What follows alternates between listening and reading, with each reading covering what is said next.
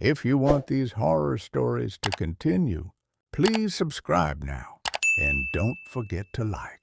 No map showed the house. No road officially led to it. It stood beyond the tree line, where the land dipped and the air felt heavier. The building looked abandoned, but not old, as if time had paused around it. Windows were dark, yet clean. The door was closed, yet unlocked. Inside, the air smelled of dust and cold stone and silence. Not peaceful silence, the kind that listens back. Every room felt wrong.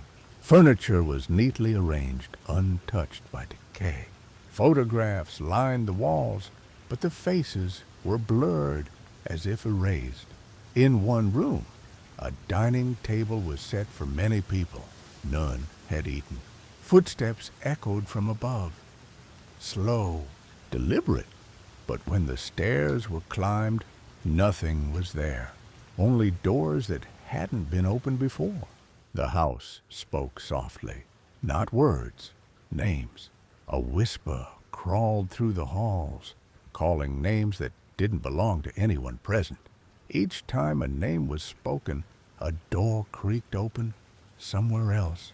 Behind one door, a bedroom with a bed that looked recently used. The pillow was warm. In the basement, the temperature dropped sharply.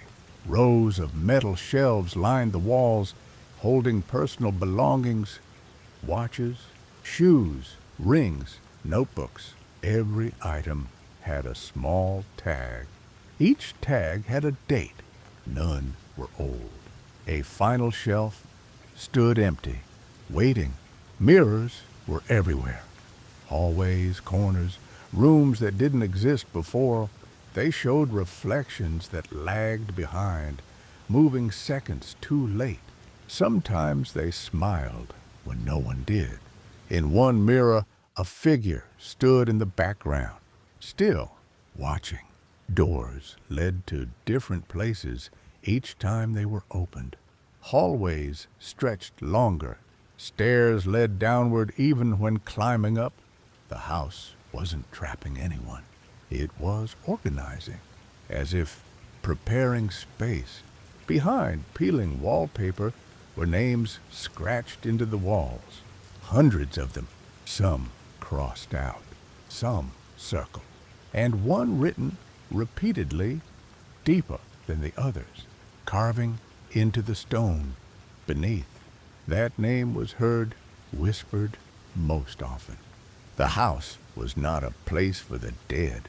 It was a place that kept them busy. Every room replayed a final moment. Arguments, fear, silence, regret. The house fed on unfinished lives, replaying them endlessly. Leaving meant letting go. Few ever did. At the center of the house was a door without a handle. It opened on its own. Inside was a long hallway filled with doors, each labeled with a name and a date. One door stood at the end. Its label was blank. The house did not kill. It collected those who entered and failed to leave a part of themselves behind, became part of the structure. Whispers, reflections, shadows in empty rooms. The house remained hidden, unmapped, patient, because there will always be someone curious enough to knock, and the door will always open. The house was silent. The fog hung heavier, the shadows deeper. A single visitor approached, curious, unaware. The door opened on its own. Inside, the air felt alive, patient, watching. They stepped forward, and then nothing moved outside again. The house remained untouched, waiting, because it always does. The end